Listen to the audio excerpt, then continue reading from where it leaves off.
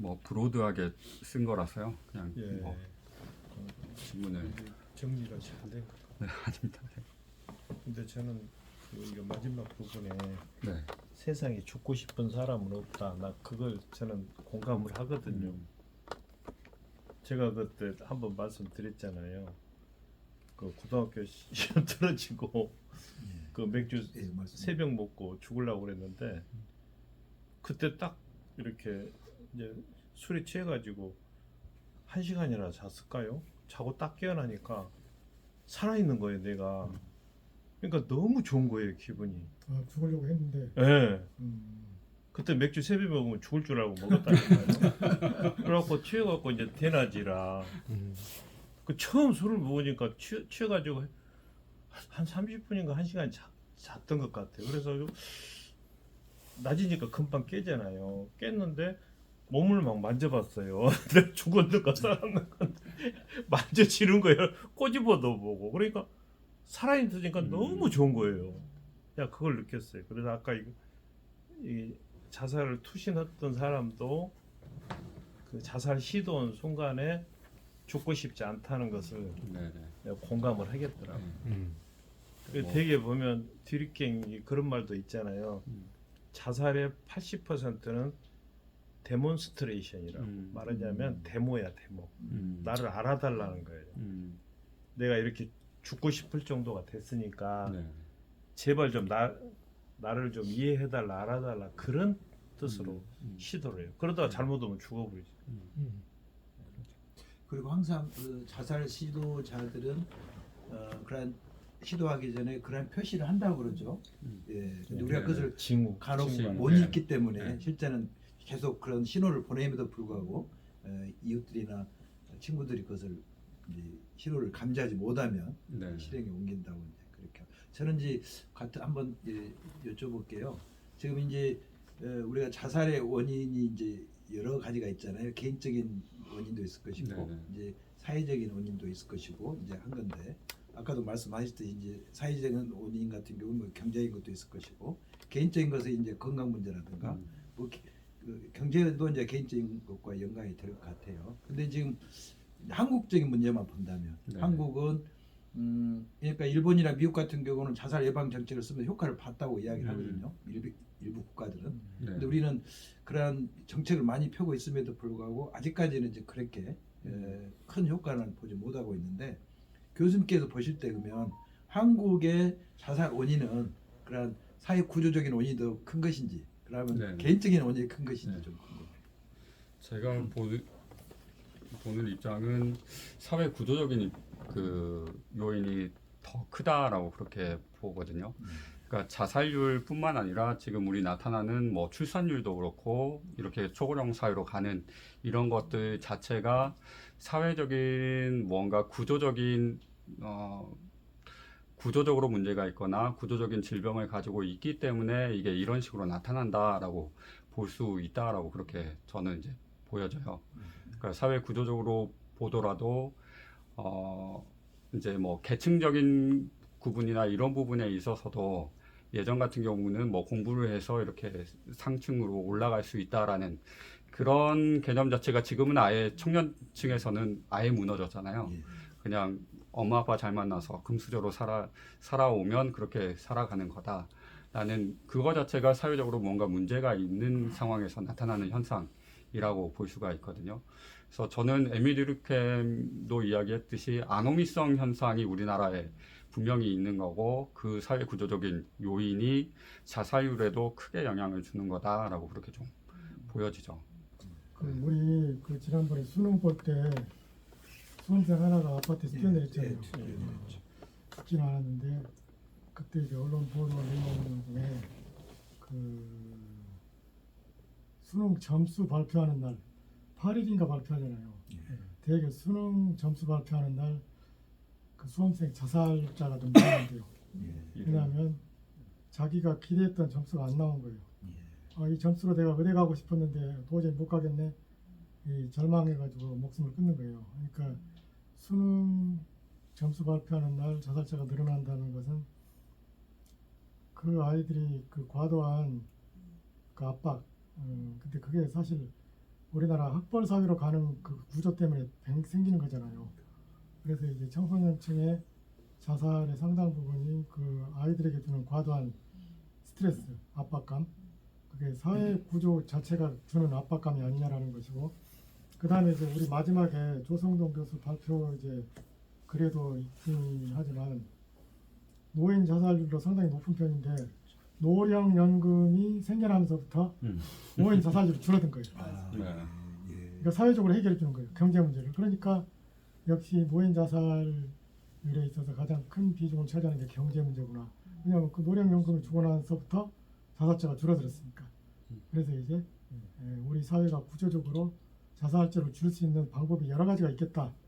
근데 이제 노령연금 같은 것은 뭐 그렇게 어렵지 않은데 학벌 사회라고 하는 거 이런 거 이것은 상당히 고치기가 어렵지 않을까. 학벌 사회예요. 학벌 사회. 예, 좋은 대학 나와야 한다는 거 뭐 이런 거 그런 것에 대한 편견이나 잘못된 생각을 깨부수는 뭔가 변화가 있어야 되지 않을까 이제 그 생각이 좀 들어요. 그 앞에서 말씀하신 그 내용을 다 동감하면서 이제 우리나라의 구체적인 문제라든지 그런 여러 가지가 이제 영향을 미치는 거 보는 거는 이제 동감을 하는데요. 그 이제 어떤 스트레스가 어떤 한 개인에게 위기가 된다라고 말할 때는 그것이 그 스트레스에 대한 내적인 반응이라고 얘기를 하거든요.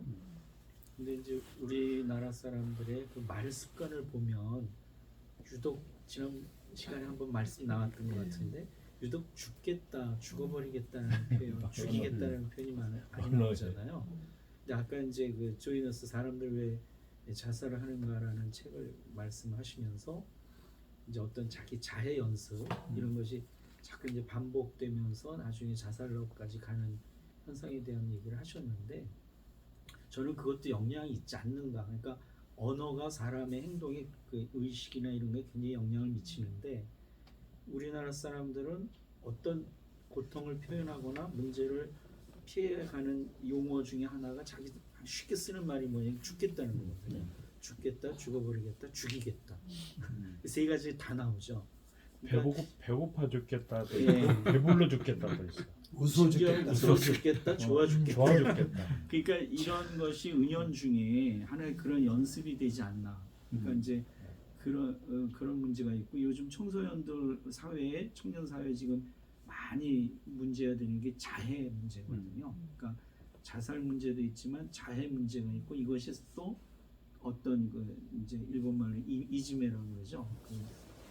집단 따돌림, 남을 괴롭히는 이런 것도 사실 다 그런 어떤 연습과 관련이 있는 것 같아서 구조적인 면으로 인한 스트레스를 어떻게 내적으로 반응하느냐가 굉장히 관련이 있는 것 같아요. 그러니까 이것은 우리 사회문화적인 요인도 좀 크지 않느냐 그런 생각을 좀 해보고 결국 그런 것을 해결하기 위해서는 아까 이제 시민운동 이런 얘기 하셨는데 대대적인 그런 게 어떤 이것을 우리 정신문화나 생활문화나 이런 것을 변화시켜 가고자 하는 운동이 돼야 되지 않을까. 근데 이게 이제 짧은 세월에 될 건 아닌 것 같고 계속 지속적으로 이게 돼야 되지 않을까. 이제 그런 생각을 해보네요.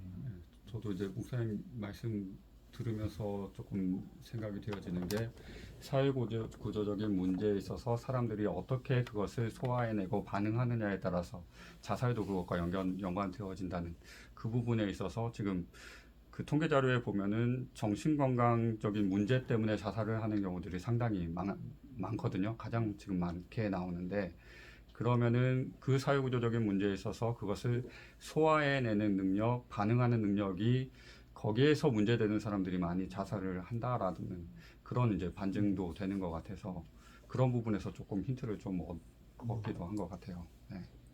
저도 사회 구조적인 부분에 대한 문제가 좀 심각하다고 저는 요즘에 이제 사회적 탈살이라는 표현들을 되게 많이 쓰잖아요. 그러니까 저희의 모든 죽음이 근데 그 아이들 학생들의 어떤 구조적인 부분들도 제가 독일을 갔었을 때 그 제가 이렇게 그 라이프호프에서 그러한 일들을 하고 있는 거에 대해서 좀 살짝 의아해하는 그런 경우들이 좀 많았고 왜냐하면 특히 청소년에 대한 이제 어떤 구조로 일을 하느냐에 대해서 얘기했을 때 우리가 이러한 구조로 하는데 특별히 이제 청소년들에 대한 이런 부분들에 대한 얘기를 한다고 했을 때 되게 좀 그쪽에서는 공감하는 부분들이 좀 덜했거든요. 왜냐하면 거기는 되게 아이들이 좀 프리하게 이렇게 학창 시절을 보내기 때문에 저희처럼 저희가 지금 10대, 20대, 30대 사망 원인 1위가 자살이거든요. 근데 그렇다고 말을 했었을 때 좀 공감이 안 됐어요. 왜냐하면 그만큼 우리는 이 아이들이 아까도 말씀드린 것처럼 이런 구조 속에 있기 때문에 자살을 생각할 수밖에 없는 그러한 구조 속에 있는 거고, 또 독일의 그 학생들은 전혀 어떤 부분들에서 되게 프리하게 학교를 다니기 때문에 그런 생각들을 좀 덜 한다고 하더라고요. 그래서 이제 그 부분에 대해서도 제가 좀 잠깐 생각을 했고, 그리고 아까도 자해 부분에 대한 말씀을 하셨는데, 자살보다도 지금은 정말 청소년 초등학교부터 시작을 해서 청소년들의 가장 그 큰 문제가 바로 자해라고 해요. 그래서 애들이 바코드라 그런다. 왜냐하면 그만큼 이렇게 긁어가지고 이거를 바코드처럼 그렇게 긁는데, 그러니까 그거는 살고 싶다는 얘기죠. 왜냐하면 죽고 싶지는 않고 그걸 함으로써 자기의 어떤 그 내적인, 아까 말씀하신 것처럼 그런 내적인 어떤 부분들을 좀 달래는 거죠. 그거를 이런 어떤 자해적인 행동들을 통해서. 그래서 조금은 정말로 저희가 이렇게 예방 운동을 해서 이 단체에 있기 때문이 아니라 정말 심각할 정도로, 그리고 초등학교 그 통계는 많이 안 나오는데 이제 지금은 조금씩 이렇게 밝히기 시작하는데 일부러 이제 그것들을 좀 덜 밝혔다 그러더라고요. 근데 초중학교에서 자살하는 자살률도 되게 높고, 그리고 제가 이제 지난주에 저희 그 전국치에 옥숍 갔었을 때 그때 이제 잠깐 나온 얘기가 경찰들 중에서도 되게 많이 자살을 한다 그러더라고요. 왜냐하면 이제 직접적으로 사건을 이렇게 접하면서 이렇게 그 시신을 이렇게 보고 오거나 만지거나 막 그런 어떤 트라우마들이 되게 많아가지고, 물론 그 안에도 여러 가지 이것을 막기 위해서 많은 장치들이 있다 그래요. 뭐 상담도 있고 뭐 여러 가지 그런 많은 장치들이 있음에도 불구하고 그 자살률이 꽤 높다고 하더라고요. 근데 저희가 사회 전반적으로 모든 분야에서 지금 그 자살률이 꽤 높은데, 이게 정말로 심각하게 구조적인 부분들도 마찬가지고, 또 저희 어떤 내면의 어떤 훈련들도 분명히 그것들이 좀, 내면의 훈련들을 분명히 좀 강화를 시켜야지만 어떤 반응, 아까 말씀하신 것처럼 여러 가지 그 반응들에 대한 좀 힘이 생기지 않을까라는 그런 생각도 좀 좀 긍정적인 얘기를 해볼게요. 아까 이 자료에 보면 이제 10만 명당 몇 명 나오잖아요. 그리고 그 2021년도에 하루에 36.7명. 근데 작년 거 통계 조사를 봤더니 줄어들었어요. 네네, 35점 몇 명으로 네네, 줄어들었어요. 맞습니다. 그래서 이거 라이프오프가 일을 많이 해서 아니면 정부에서 저 생명 존중도 많이 하고 또 기타 시민단체에서 많이 활동한 것이 효과가 나타난 건가. 그러면 만약에 올해도 더 줄어들면 분명히 그렇게 말할 수 있지 않을까 생각이 들어요. 그러니까 우리 이 교수님 발표 중에 이제 대부분의 것이 이제 거버넌스 차원에서 거시적으로 포괄적으로 우리가 자살 문제에 접근을 해야 되거든요. 근데 이제 강 교수님도 말씀하셨지만 우리나라가 청소년기부터 겪는 갈등이 뭐냐면 이제 학업에 대한 거잖아요. 학력에 대한 건데, 그 독일에서는 경쟁을 안 시켜요. 뭐 유치원부터 초등학교부터 경쟁이란 것이 없어요. 성적, 석차 이런 걸 안 내거든요. 그러니까 우리는 누가 잘하나 이걸 따져요. 누가 1등인지 아닌지. 근데 거기서는 어떻게 옆에 사람하고 친구하고 협력해서 일을 하는가, 요걸 따지거든요. 그러니까 클래스메이트가 적이 아니라 친구가 되는 거예요. 그러니까 무슨 짐을 하나 이렇게 밀라 해도 혼자 안 밀게 하고 여럿이 밀게 하고, 숙제도 여럿이 하게 하고. 그래서 시험이란 것이 거의 없잖아요. 초중 대까지 시험이 없이 그냥 가고 싶은 사람은 가는 거예요. 공부를 해. 그러니까 이제 입시에 대한 학력에 대한 공부에 대한 스트레스도 적거니와, 또 굳이 대학교 가려고 발버둥을 안 쳐요. 왜냐하면은 사회 구조적으로 고등학교를 졸업하나 대학을 졸업하나 임금의 차별을 안 둬요. 그걸 차별로 보거든요. 그래서 지난 60년대 70년대 우리나라 광부하고 간호사들이 독일 가서 돈을 많이 번 게 아니고 독일 수준으로 주니까 우리나라에서는 많이 받은 거예요. 왜냐하면 거기는 고졸 대졸이 구별이 없으니까. 그러니까 이제 학력에서 이 학교 다닐 때 스트레스도 안 받거니와 직업을 선택할 때도 그러니까 교사가 보고 너는 의대 가라, 법대 가라, 물리대 가라 이렇게 하면은 그대로 가는 거예요. 진로도. 부모는 학생이 정하는 게 아니에요. 교사가 제일 객관적으로 잘 보기 때문에 너는 어디 가라 하면 그게 제일 정확하다는 거예요.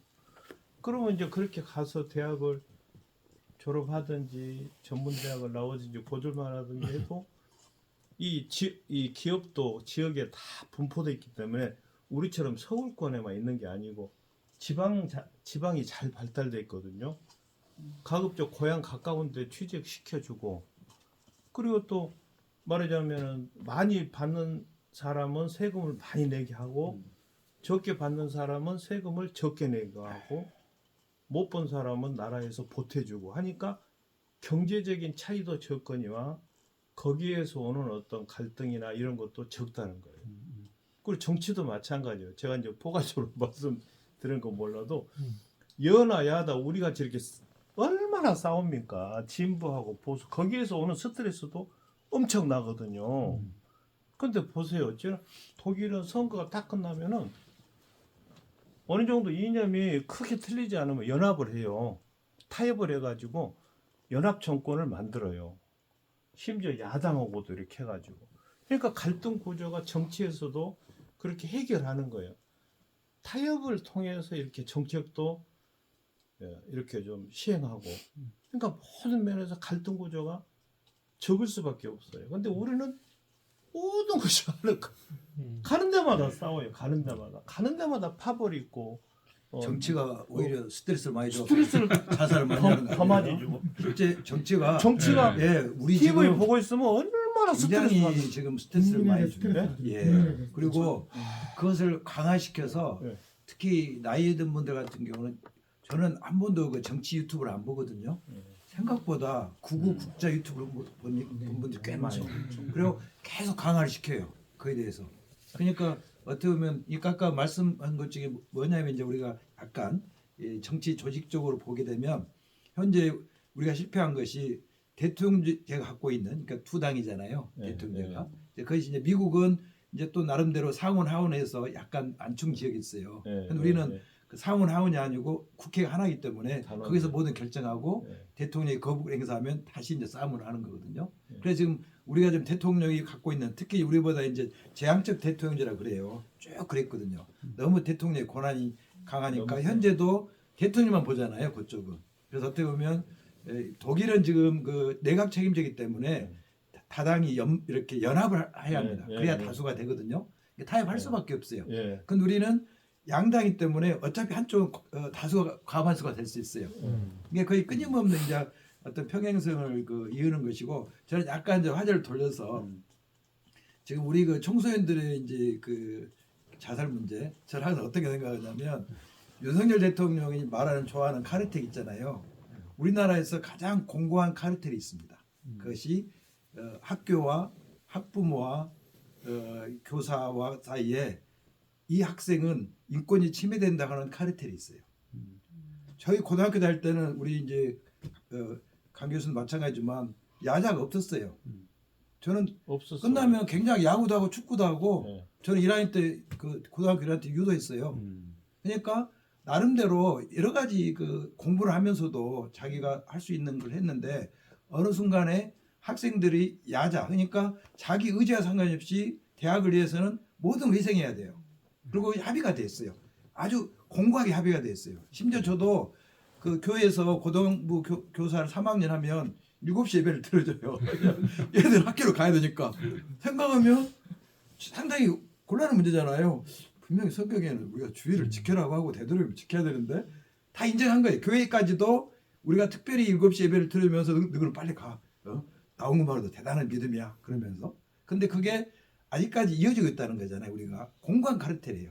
그런데 저는 안타까운 게 뭐냐면 거기서 앞으로 우리 한국 사회에서 그 웬만한 대학으로 이 학생이 이 사람이 인정을 받는 대학은 몇 개 안 돼요. 뭐 10개 정도 된다고 우리가 합시다. 넓혀서. 그러면 나머지 학생들은 그 공간에서 그냥 있는 거예요. 같이. 그러잖아요. 아무 의미가 없어요. 그러니까 다른 잘 나가는 학생들을 위해서 내가 그들이 희생하는 거예요. 근데 그것이 카르텔로 공고하게 돼 있는 거예요. 근데 아무도 말 않잖아요.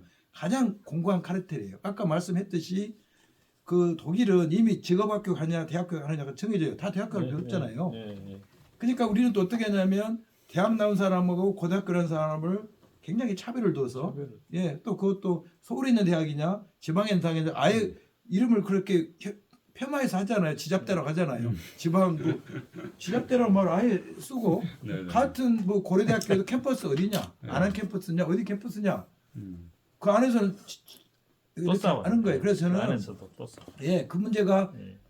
우리 의식을 바꾸지 않으면 이 학생들한테 그렇게 과도하게 밀어넣으면서 이렇게 그 좀 여유를 줘야 되는데 그렇지 않은 지금 우리가 구조를 가지고 있다는 이제 그런 분위기가 평생으로 이어지잖아요. 지금 그러잖아요. 예. 사회 그게- 구조적으로 네. 있잖아요. 저는 오래전부터 이제 교회 학교에서 게임이나 경쟁을 시키지 말자는 주장을 많이 해왔어요. 근데 왜 그렇게 되느냐면 사람을 컨트롤하는 제일 좋은 방법이 경쟁을 시키는 거예요. 그러니까 지금 이제 구조적인 문제, 문화적인 문제 여러 가지 얘기가 다 나오는데 이제 제일 많이 바꿔야 될 그 우리 의식 구조 중에 하나가 뭐냐면 지배 구조죠. 그렇지 이제 말씀 정치도 마찬가지고요. 그러니까 교회도 마찬가지입니다, 사실. 이게 다 이렇게 경쟁이 되는 이유가 뭐냐면 사람을 컨트롤하는데 최고의 방법이거든요. 이게 없어져야 된다는 거죠. 그 기업에서도 목사님 말씀이 죄송한데 기업 지배 구조를 타파하게 한 장치를 많이 만듭니다. 기업도 영리를 목적하는 기업도 그러니까 독점을 방지하거나 그런 불공정 행위에 대해서는 법으로 촘촘하게 못하도록 하고 있습니다. 그러니까 이게 되지 않으면 그러니까 이제 근데 지금 교회도 지금 뭐 아까 이제 뭐 그 선교 단체고 교회 이 얘기도 다 사실 그 문제거든요. 그러니까 이런 의식이 완전히 타파되지 않으면 뭐 100%는 아니겠지만 좀 많이 좀 되지 않으면 그리고 이제 어린애들을 데리고 생명과 관련된 것도 오래전부터 제가 많이 또 주장하는 것 중에 하나가 지방이 수익을 올리기 위해서 그 특산적인 그 저 프로그램을 많이 개발하는데 예를 들어서 강원도 어디 가면 빙어잡이, 송어잡이 이런 거 하고요. 근데 그것도 보면은 애들을 데리고 가서 가둬놓은 데서 많이 잡게 하고 그걸 가서 거기서 또 먹게 하고 이런 근데 거기서 과연 무엇이 배워질 것이냐 그거 아니다 저는 이제 오래전부터 그런 얘기를 하는 건데 모든 게 이제 이렇게 수익 또 어떤 최고가 되는가 더 많이 버는가 이런 것과 다 연관이 되다 보니까 결국은 우리가 스트레스를 많이 받게 되고 스트레스에 대응하는 아까 말씀드린 대로 이제 어떤 그 힘이 부족하다 보니까 그러니까 이제 죄송한데 경제 규모가 같더라도 우리나라하고 유럽 몇 개 나라 거의 비슷하잖아요. 스트레스 지수가 우리가 훨씬 높은 거예요. 그러니까 삶의 질이 네. 떨어진다는 네. 거죠. 그리고 목사님 우리가 쉬는 시간에 이야기 나누었지만은 그 연세가 드신 분들은 뭘 걱정하냐면은 혹시 나 때문에 자식들한테 피해가 가지 않을까? 요걸 제일 걱정을 해요. 한국인들은. 근데 서양 그저 서구 유럽 안 그래요.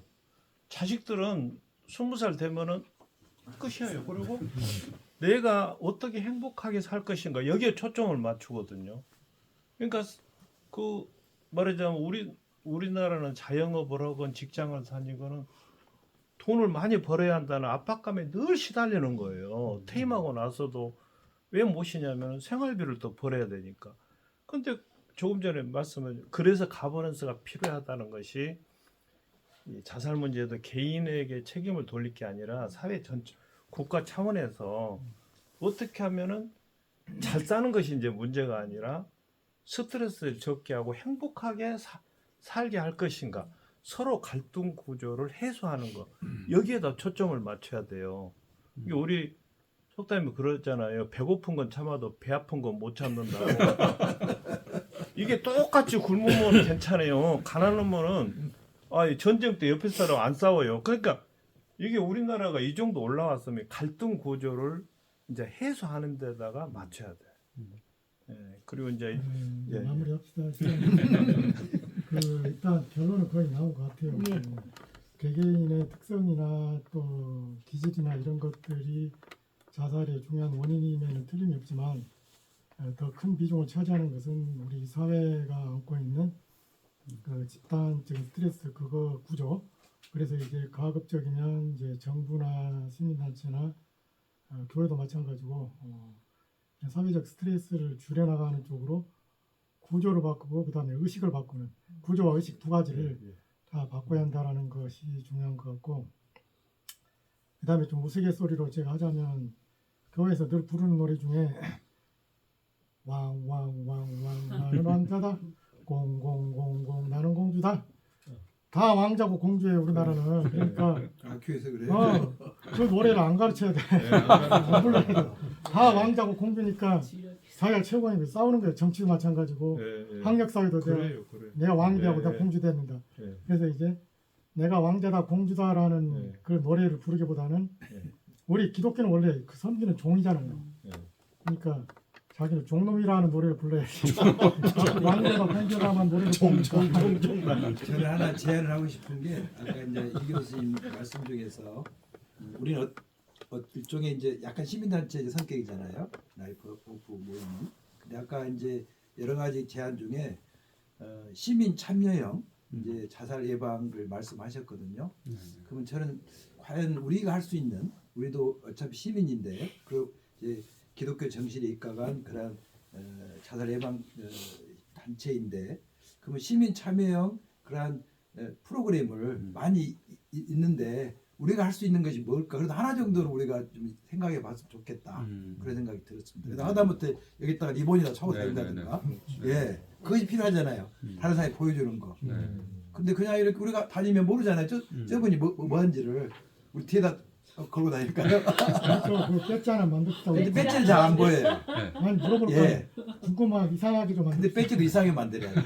아니, 그래야 물어보게 만들어야지. 그냥 좀 배지라고 하면 안 돼요. 제가 옛날에 오비형에 이걸 차고 다녔어요. 브로처 같은 것을. 그럼 물어봐 이게 뭐냐 그러면 물고기 2마리에다가 딱 5개가 있거든요. 북한 사람이 만들었어요. 그 NK 사업자가 한 건데 그럼 물어보면 이게 오비형이다라고 이제 설명을 했거든요. 그러니까 뭔가 그걸 물어볼게끔 하다못해 작은 거 하나가 실천하는 것이 좋다는 생각이 맞습니다. 듭니다. 가시적인 뭔가 캠페인이나 이런 것들이 좀 필요할 것 같아요. 저도 상당히 공감하는 게 저희 모임이 이렇게 그냥 학문적으로 이렇게 책을 읽고 토론하고 하는데 그치면 안 될 것 같고 뭔가 액션이 나와야 될 것 같아요. 그래서 우리가 액션 쪽이 있어야 되지 그냥 이 모임이 그냥 계속 이런 모임으로 가면 이것도 또 한계다. 그래서 지금 말씀하신 것처럼 뭔가 또 우리가 액션 할 수 있는 부분들을 찾아내는 게 참 좋을 것 같습니다. 그 이번에 교회에서는 생명을 구하러 오신 예수님으로 한번 우리가 구원을 생명의 구원자이신 예수님. 성탄절 때. 예. 그러면 다 보잖아요. 딱 맞잖아요. 예. 우리 영혼을 구하러 생명을 구하러 오신 뭔가 그런 기회 우리가 나타내는 것이 필요할 것 같아요. 그래도 안 그래도 예. 그냥 트리보다도 뭔가 이렇게 메시지를 주는 거예요. 안 그래도 우리 전남로의 그 교육부 총무가 이정부 목사에서 이제 딴 사람으로 바뀌었어요. 예. 그 바뀐 총무한테 제가 얘기했어요. 교육부에서 교회 주일학교 학생들, 또 교사들, 또 권사회, 집사회, 장로 이런 사람들 대상으로 자살 예방 교육을 우리 라이프업하고 같이 합시다라고 일단 얘기했고 이제 같이 합시다라고 일단 얘기했어요.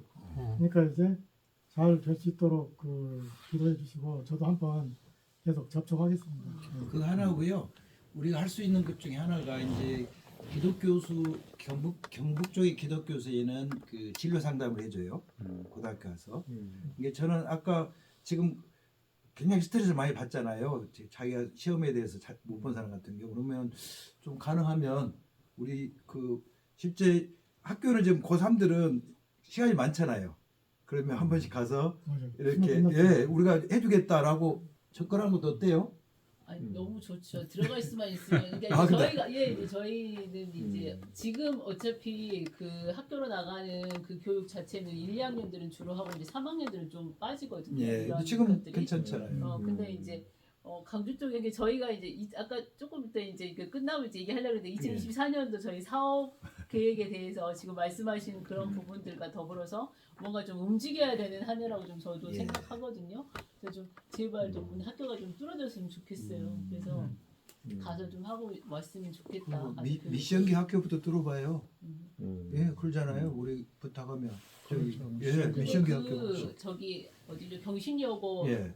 교수님도 들어가셨잖아요. 근데 거기도 그 따로 자살 예방 교육은 없고 그냥 채플에 한 번씩 불러서 이제 교수님도 가시고 설교. 저도 잠깐 갔는데 이제 더불어서 이제 설교랑 더불어서 그렇게 하고 오긴 했거든요. 근데 이제 그럼에도 불구하고 이제 그런데도 아직은 귀에 안 들렸죠. 이쪽으로. 그 지난번에 우리가 늘 얘기했지만 여기 교육 분하고 뭐 만나서 얘기를 좀 한번 해보자 막 그러셨는데 좀 아시는 분이 있으면 예. 교사님들을 모아서 할 때 예. 그냥 밋밋하게 자살 예방 교육 함자가 많아요. 그렇죠. 그러니까 뭔가 이벤트를 해야 이벤트. 된다. 이벤트성 행사를 해야 지금 돼. 우리 교육감도 크리스찬이잖아요. 현재. 그렇죠. 예, 크리스찬. 노희정순 예, 그렇죠. 예, 예. 오늘랑 같이 신우에 많이 그러니까 했어요. 한번 같이 신우에 안 좀 빠졌어요. 만나십시다. 그때. 교수님 한번 아유, 갑시다. 아유, 그러면 예, 한번 예, 아, 근데 만납시다. 같이- 만나가지고 분위기를 만들어야 연장을 되잖아요. 할 수 있도록 예. 아유, 가요. 일단 예, 교육감 그런 생각을 가져야 돼요. 저희 중요한 거잖아요. 소속교회. 제가 소속해 있습니다. 어. 근데 저는 그냥 지나치면서 인사만 했던 분이라. 소속교회. 그러시죠. 네네. 거기가 이제 여기를 마무리. 껐어요. 아니, 안 껐어요. 네트워킹을 10분 발휘. 그러니까 마무리하고 이제 그렇게 마무리하시고 그 저기 자살 예방이 요즘 이제 군 쪽에서 군이 이제 밖에 이 민간보다 앞서가거든요. 그래서 군 쪽이 예방을 뛰어넘어서 그래서 그 어떻게 하면 더 효과적으로 병사들이 그 어려운 상황에서 극복해 나갈 수 있을까를 이제 고민하다가 미군에서부터 출발했는데 이제 요즘 제가 군종 요즘 알아보니까 요즘 군에서 요 레질리언스 회복 탄력성을 최근에 나왔죠. 이게 벌써 오래됐는데 음, 이게 벌써 제가 개인적으로 한 7년 10년 전에 제가 군에 있을 때 제가 담당했던 영역이거든요. 근데 좀 늦었죠 밖에는.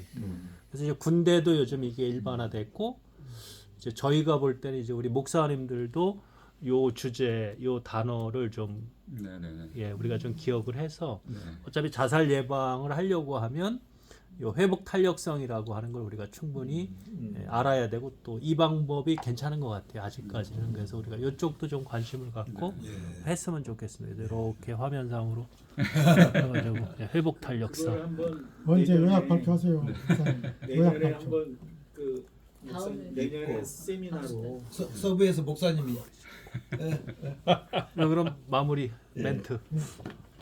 하여튼 아까 우리가 얘기한 대로 그 우리 사회 구조와 의식이 바뀌어야 한다는 것 유념하시고 또 구체적인 그 실행 방안에 대해서는 계속 우리가 논의하도록 하고 그 시교육감하고 한번 강성률 교수님이랑 얘기해서 빨리 만날 수 있도록 한번 같이 가셔야죠. 네, 같이 가셔야죠.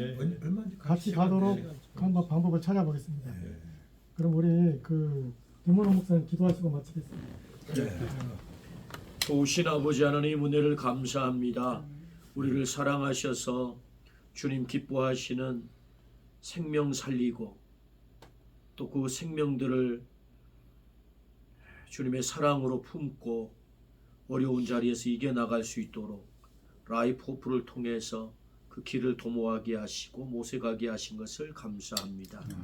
이 땅의 많은 사회 구조적인 문제와 또 우리 의식의 문제와 또 삶의 현장에서 부딪히는 여러 가지 어려운 문제들로 인하여 하나님 우리에게 허락하신 고귀한 생명을 스스로 던지는 안타까운 일들이 너무 많이 발생하고 있사오니 하나님 우리의 이 몸짓이 날마다 퍼져나가게 하시고 확장되게 하시고 그래서 이 땅에 어려움을 당하는 모든 그런 생명들에게 하나님 우리가 길잡이가 되고 도움이 될 수 있도록 하나님 은혜를 베풀어 주옵소서.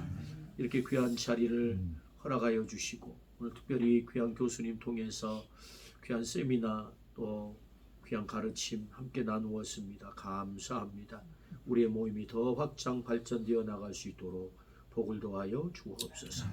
예수 그리스도 이름으로 기도드리옵나이다. 아멘. 수고하셨습니다. 수고하셨습니다. 다음번에